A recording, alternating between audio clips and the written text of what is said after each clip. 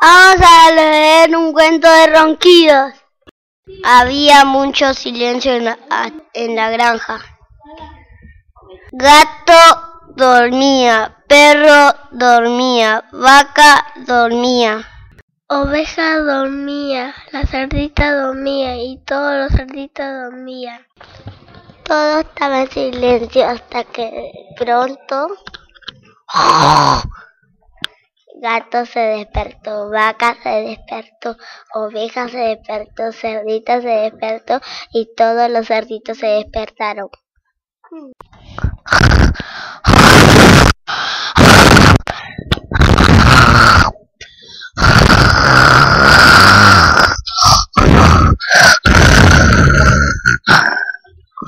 Todos los animales no podían dormir.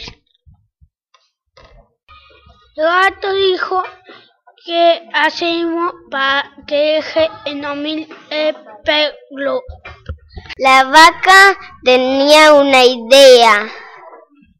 Entonces la vaca hizo achú. Oveja dijo, ya sé. ¡Buf! Ya sé, que dijo cerdita. Jejejejejeje. Dijo el gato que ya sé, ¿por qué no le cantamos? El gato hizo miau,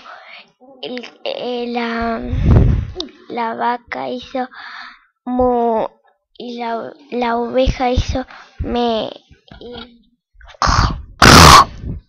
Celito, los celitos hicieron hoy.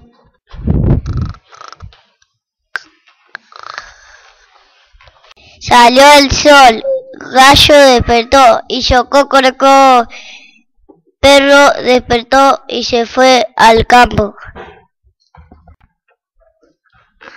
Cerda, los cerditos, oveja, vaca, gato están durmiendo porque están cansados y están roncando.